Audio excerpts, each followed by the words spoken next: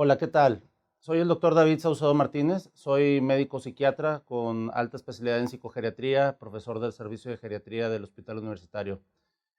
El día de hoy vamos a revisar la clase Trastornos del sueño en el adulto mayor, para lo cual quisiera comentar a manera de introducción que los trastornos del sueño son problemas que se ven con mucha frecuencia y es considerado uno de los grandes psicosíndromes o síndromes geriátricos de la psiquiatría o de la psicogeriatría. Esto es ya que una tercera parte de los adultos mayores en condiciones normales van a presentar problemas para poder iniciar, mantener el sueño a lo largo de la vida, sobre todo después de los 60 años de edad. En términos muy generales, la intención de esta clase es poder analizar las características normales del sueño normal en el adulto mayor, poder definir los trastornos del sueño, analizar los trastornos del sueño y clasificarlo y su clasificación actual, específicamente como los conocemos hoy en día, que son insomnio inicial, intermedio y terminal, y algunas generalidades de otro tipo o trastornos del sueño como son las parasomnias, que son todos los fenómenos anormales del dormir o de conductas anormales del dormir. Hablaremos también del diagnóstico actual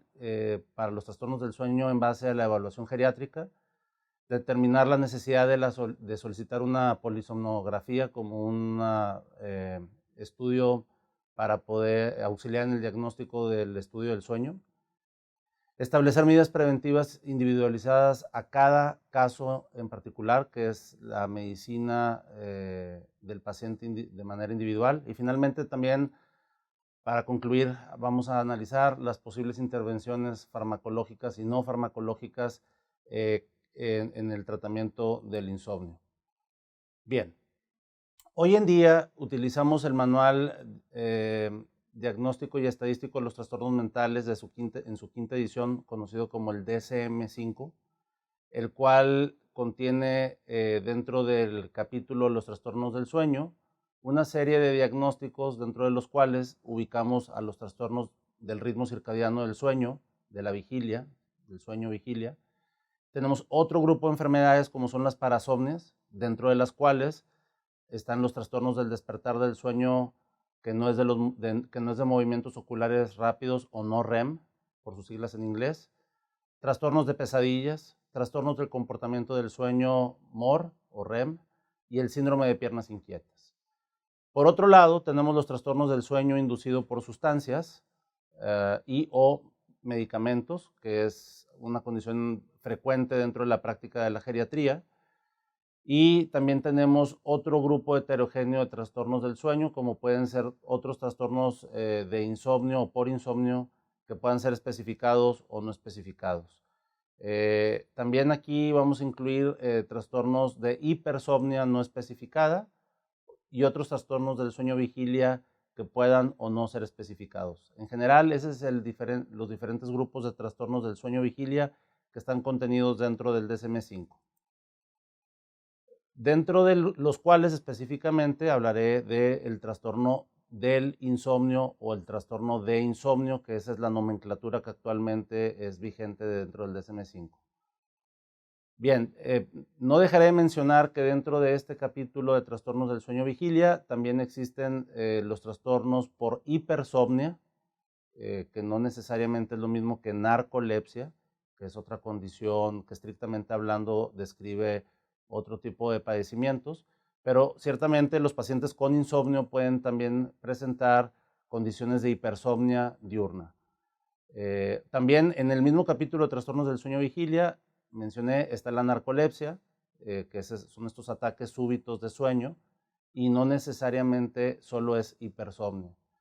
Y finalmente tenemos un gran grupo en el adulto mayor de trastornos del sueño que están relacionados con la respiración. Dentro de ellos están la apnea o la hipopnea obstructiva del sueño, la apnea central del sueño y la hipoventilación relacionada con el sueño. Algunos de los cambios que hubo dentro del DSM-5 en general es que cambia el paradigma de la concepción del trastorno del sueño y desaparece este concepto de trastornos del sueño que sean secundarios a una causa médica o a un trastorno mental, porque siempre va a asumir que existe una sola etiología en una sola dirección, es decir, una causa como una enfermedad mental o una causa médica que explica el trastorno del sueño, y no necesariamente es unidireccional, sino también inclusive puede ser bidireccional. Otro de los cambios que hubo para el DSM-5 a partir del 2013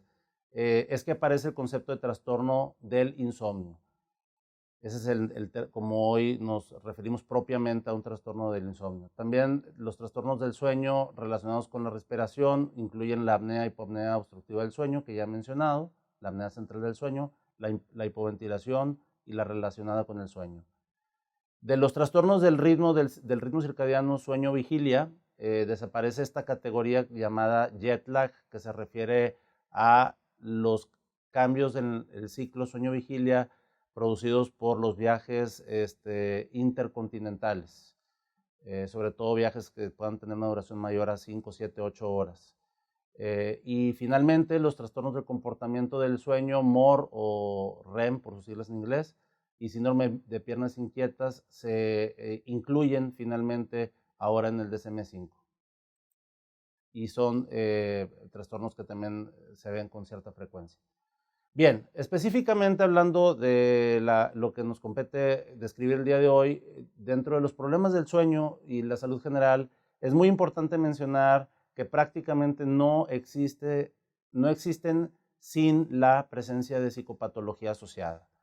Esto quiere decir que frecuentemente quien tenga un trastorno del sueño, específicamente de insomnio, tendrá con toda seguridad un problema de depresión como causa o como consecuencia del mismo. También eventualmente puede estar apareciendo un problema de deterioro cognitivo. Frecuentemente incrementa mucho más la probabilidad de desarrollar hipertensión arterial y naturalmente el riesgo de muerte derivado de complicaciones de estas mismas condiciones. Siempre hemos dicho que el insomnio, para que se pueda describir como tal, debe de existir la presencia de una insatisfacción con la calidad y la cantidad del sueño. Es decir, no solamente es necesario describirlo en función de cantidad de horas, sino de cómo describe subjetivamente el individuo que ha dormido. Más allá de la cantidad de horas que haya o no dormido, la pregunta obligada es qué tan satisfactorio o qué tan reparador ha sido para ellos su sueño. Entonces, deberemos de indagar más sobre si existe o no dificultad para poder iniciar perdón, el sueño o mantenerlo, si se presentan despertares tempranos, eso es lo que llamaríamos un insomnio tardío. El insomnio inicial es la primera etapa de la noche, el intermedio es en la parte intermedia o media propiamente, y el insomnio terminal es hacia la última parte de la noche. Los despertares tempranos, definidos como despertar cuando menos 2 horas antes de la hora deseada de despertar, y eso pues tendrá que ver con la hora del despertar de cada quien, los podemos clasificar entonces como un insomnio tardío. Tener sueño que no sea reparador, de pobre calidad, que es lo que ya explicaba, con un impacto negativo en la función cotidiana y que ocurra al menos 3 noches a la semana por un periodo cuando menos de 3 meses. Es entonces como así la Asociación Americana de Psiquiatría ha descrito el trastorno por insomnio. Es importante mencionar que electrofisiológicamente existen cambios en la arquitectura del sueño en sujetos que tengan dificultades para dormir. Específicamente, se pueden detectar en estos estudios acortamientos de sueño nocturno, que ya decía, se pueden manifestar con despertares frecuentes o más temprano de lo deseado. Esto se acompaña típicamente de siestas frecuentes y específicamente en los polisomnogramas, que son estos estudios de sueño o laboratorios de sueño donde se puede medir el trazo eléctrico del cerebro en el momento del sueño, se van a encontrar disminución más acortados los sueños de ondas lentas o sueño profundo, que es el sueño de la etapa 4. Realmente la Academia Americana de los Trastornos del Sueño ubica la etapa 3 y 4 como una misma etapa por la fusión que se puede ver en el trazo electrofisiológico, y entonces encontraremos periodos más acortados de sueño profundo, o sea, de la etapa 3 y 4 más acortado. Y eso entonces deriva en una disminución moderada en el tiempo total del sueño y en el sueño REM o sueño de movimientos oculares rápidos, que es la fase del sueño en la cual ocurren precisamente las ensoñaciones y el sueño más profundo, que es el sueño reparador. También en este sentido vamos a encontrar que existan ciclos de sueño MOR y no MOR que sean similares a los jóvenes en ciertas etapas de la vida. Entonces se define propiamente como un ritmo circadiano monofásico débil.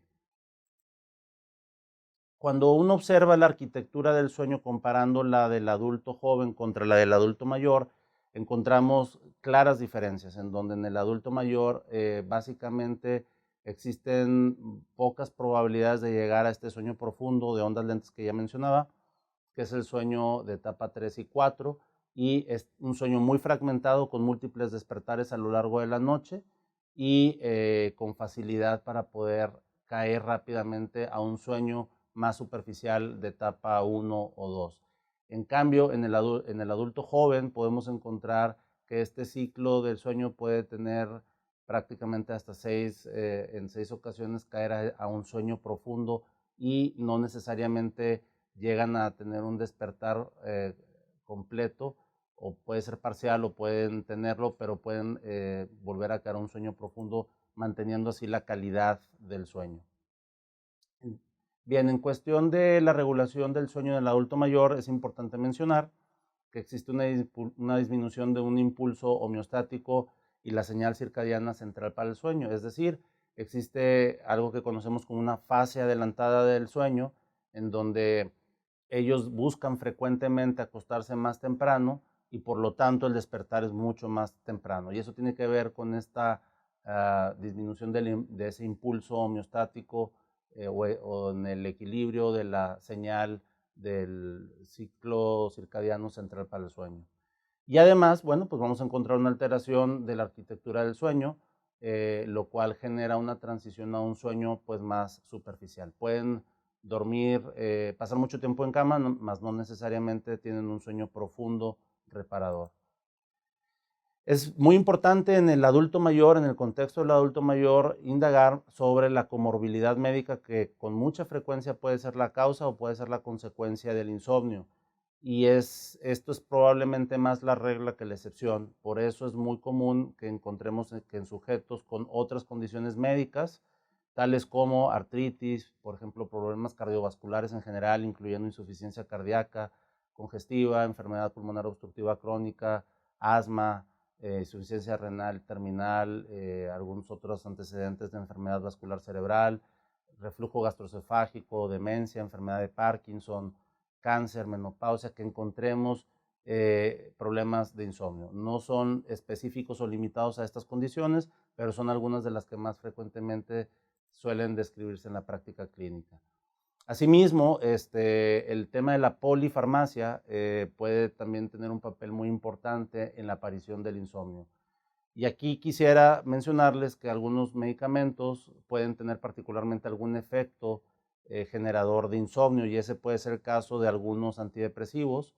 que pueden tener un perfil más reactivo, en donde los sujetos puedan tener más dificultades para conciliar el sueño. Aquí se incluyen ambos grupos antidepresivos, ya sea los inhibidores selectivos de la recaptura de serotonina o los inhibidores de recaptura de serotonina y noradrenalina, conocidos como duales. Otros medicamentos que pueden provocar insomnio pueden ser los broncodilatadores, los betabloqueadores, los corticosteroides, los descongestionantes, los estimulantes del sistema nervioso central, medicamentos gastrointestinales y medicamentos cardiovasculares. Naturalmente, la interacción farmacológica es otro factor que puede contribuir a la exacerbación de ese insomnio. Algunos de los trastornos más frecuentes del sueño en el adulto mayor incluyen los trastornos respiratorios del sueño, que pueden aparecer veladamente en adultos mayores con insomnio, y esto puede ser indicativo de la necesidad de algunos otros estudios como el polisomnograma, y genera naturalmente una gran discapacidad funcional. Otro tipo de trastornos pueden ser los movimientos de extremidades de manera intermitente en el sueño, y en ese sentido también están incluidos el síndrome de las piernas inquietas, el cual en general puede tener una prevalencia del 5% en adultos mayores, y es importante también considerarlo.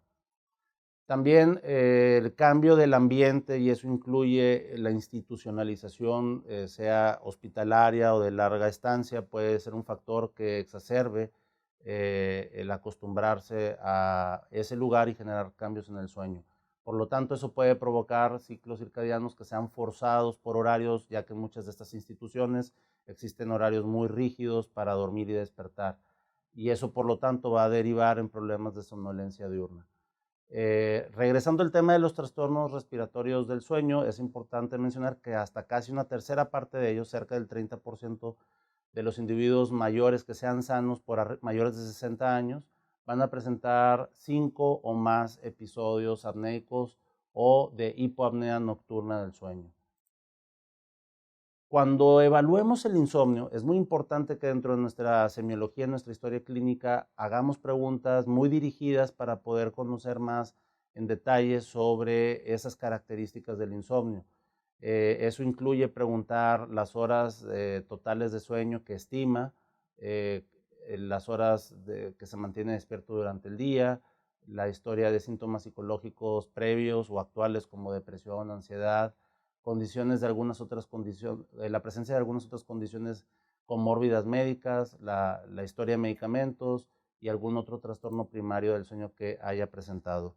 Hoy en día, una de las herramientas utilizadas en el estudio del sueño es la actigrafía. La actigrafía consiste en el registro de movimientos de la mano del paciente durante las horas del sueño por periodos prolongados. El equipo incluye un pequeño sensor que transmite los datos hacia un equipo de cómputo que puede analizarlos. Y el procesamiento de la información permite detectar entonces patrones muy específicos de sueño-vigilia, lo cual pues va a ser útil sobre todo en ciertas patologías tales como las apneas nocturnas, el insomnio, la hipersomnia, los movimientos periódicos durante el sueño o los efectos secundarios de algunos medicamentos sobre el sueño. La principal ventaja de este estudio es que puede ser utilizado de manera doméstica y en buena medida hoy en día, gracias a algunos dispositivos móviles digitales, podemos tener registros muy similares inclusive a los de la actigrafía. Por el otro lado, he venido mencionando la polisonografía, que es uno de los estudios que ha sido considerado como el estándar de oro desde el punto de vista neurofisiológico, que va a profundizar más en la descripción de la actividad eléctrica del sueño mediante el registro de múltiples parámetros, y la indicación de este monitoreo es fundamental sobre todo para detectar eventos respiratorios durante el sueño, los cuales pues ya mencionaba, está el síndrome de la apnea obstructiva del sueño, el síndrome de la apnea central y el síndrome de la hipoventilación. Específicamente hablando de las medidas no farmacológicas, que dicho sea de paso son la primera línea ideal de tratamiento para un paciente con trastornos del sueño, existen el control de estímulos, el cual se refiere a instruir al paciente a meterse a la cama solo si tiene sueño. Si él o ella es incapaz de poder dormir pasados 20 minutos, es importante mencionarles que deben de salir de la cama y buscar hacer alguna actividad monótona que pueda favorecerles el sueño. Es importante incluir actividades durante el día que sean normales y tener sobre todo mucho control con el tema de las siestas, porque a lo que muchas veces les llaman siestas pueden ser las horas de sueño reparador que no tuvieron la noche anterior. Entonces, si el paciente ha tenido regularmente a lo largo de su vida siestas de cierta cantidad de minutos, digamos de 15 a 30 minutos, y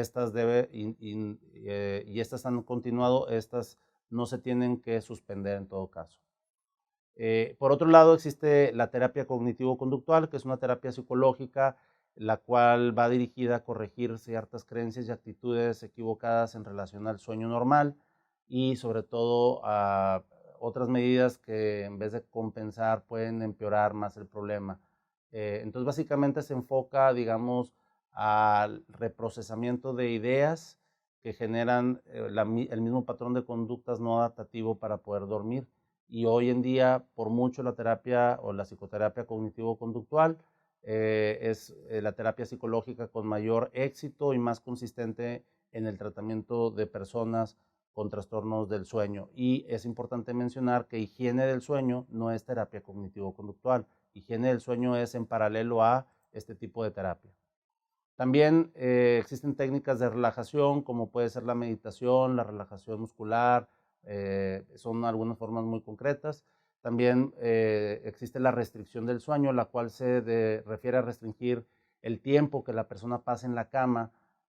para poderlo definir como un sueño reparador. Es decir, si el paciente no tiene sueño, es importante que salga de la cama. Se califica la respuesta de manera semanal, se pueden llevar diarios o registros de sueño, los cuales se pueden discutir con su médico, y se incrementan los tiempos en cama de acuerdo a la evaluación, como una especie de reforzamiento positivo. Se prohíben en este contexto, se prohíben las siestas. Finalmente tenemos la intención paradójica en el cual se instruye el paciente que vaya a la cama con los ojos abiertos, en una habitación en silencio y sin luz, y específicamente de manera paradójica se le va a pedir al paciente tratar de mantener los ojos abiertos y en un momento determinado el paciente,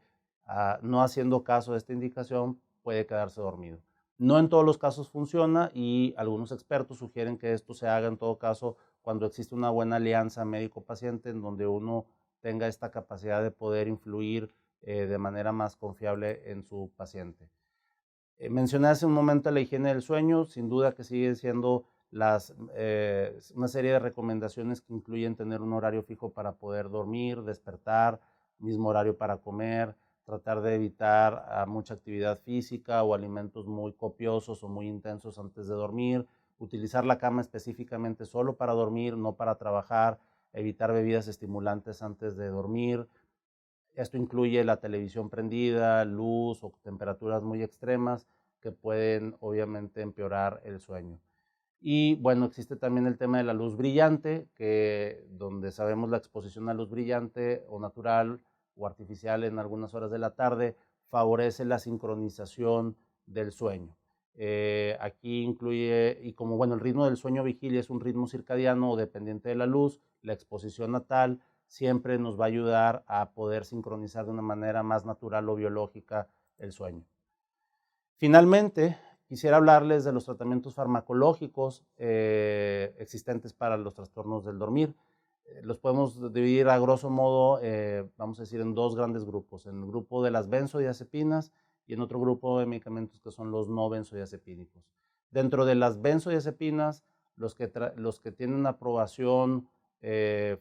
oficial, digamos, por muchas guías clínicas para los trastornos de insomnio, son específicamente el lorazepam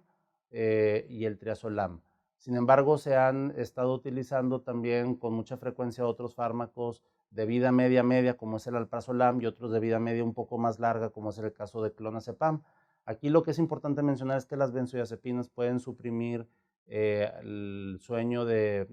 la fase de sueño profundo, que es el sueño reparador, y entonces de manera paradójica en algunos casos las benzodiazepinas en vez de provocar un sueño de buena calidad pueden generar solamente sueño sin que descansen, y en casos más extremos existen reportes de sujetos que toman benzodiazepinas que presentan como efecto secundario pesadillas, las cuales son el resultado de esta supresión de estas ondas de sueño profundo. Y bueno, tenemos el grupo de los fármacos no benzodiazepínicos, también conocido como medicamentos Z, porque todos empiezan con la letra Z. En México tenemos actualmente exclusiva y únicamente el Zolpidem. Sin embargo, en la actualidad en otros países existe un enantiómero o una modificación de esta molécula del Zolpidem que se llama, bueno, tenemos otros medicamentos como la zopiclona, y el enantiómero de la zopiclona, que es la esopiclona, también se ha comercializado en otros países. Pero específicamente en nuestro medio tenemos el Zolpidem, y es un medicamento que se une también a los receptores GABA en una región aledaña o alostérica al receptor GABA. Y bueno, la gran ventaja de estos medicamentos es que no provoca el mismo grado de supresión o rebote al momento de suspenderlo, pero siempre es una buena práctica médica el poder suspender también gradualmente estos medicamentos.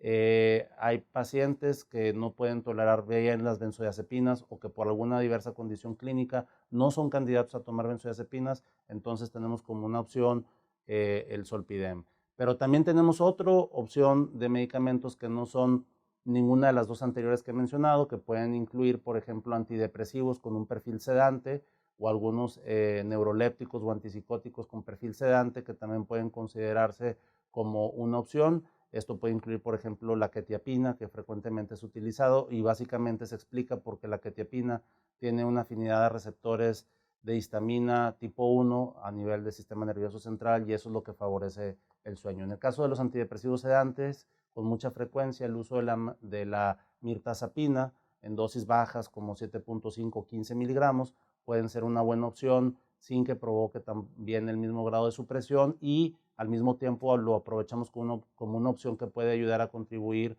para el control de la depresión cuando el paciente, por ejemplo, tiene falta de apetito, pues esas tres cosas las podemos cubrir con un mismo medicamento y eso disminuye la polifarmacia. Y hemos estado viendo la opción de otros medicamentos que tienen secundariamente un efecto tranquilizante y eso pueden incluir, por ejemplo, anticomiciales o anticonvulsivantes que a veces dan un perfil sedativo, como por ejemplo la pregabalina o la gabapentina, que pueden tener un efecto sedante y, bueno, otra vez en el contexto de un sujeto que tuviera un dolor crónico y esa misma fuera la causa del insomnio, podemos cubrir ese problema con un mismo medicamento. Eh, es importante mencionar también el uso clínico de la melatonina en el adulto mayor, porque particularmente en el adulto mayor la melatonina parece tener mejor efecto o mejor aprovechamiento que en el adulto joven. Y esto puede ser explicado por el sencillo hecho que desde el punto de vista neurobiológico, con el paso de los años van disminuyendo los receptores a melatonina tipo 1 y tipo 2. La melatonina, como sabemos, es una neurohormona que básicamente va a favorecer la aparición o la ritmicidad del ciclo de sueño-vigilia y más que ser un inductor de sueño, es un medicamento que favorece la sincronización del sueño. Más allá de que pueda tener una utilidad en viajes intercontinentales para evitar el jet lag, es un medicamento que favorece mucho la aparición del sueño y sobre todo del despertar. Eh, entonces, con esto damos concluido la clase de trastornos del sueño, esperando haber transmitido a ustedes los conceptos más básicos de definición de condiciones clínicas, de clasificación, de diagnóstico y de tratamiento. Muchas gracias.